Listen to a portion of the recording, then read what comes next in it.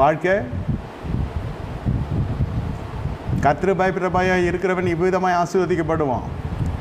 நீங்கள் வாழ்க்கையில் சோர்த்து பாருங்கள். ஏதாவது குடும்பத்தில் பிரச்சனை வருதா? ஆண்டவரே எனக்கு தேவ பயம் இல்லை.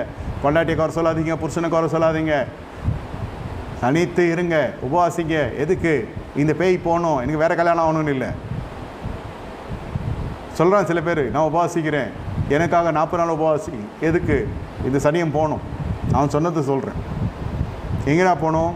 இல்லை இது வேணாம், வாழ்க்கையிலே வேணாம், நான் புதுசாக ஆரம்பிக்க போகிறேன், வீடு கட்டுற மாதிரி, இது கடை திறக்கிற மாதிரி சொல்கிறான். தனித்து உபவாசிக்கிற எதுக்கு? ஆண்டவரே எனக்கு தேவ பயத்தை தாரும் ஆண்டவரே.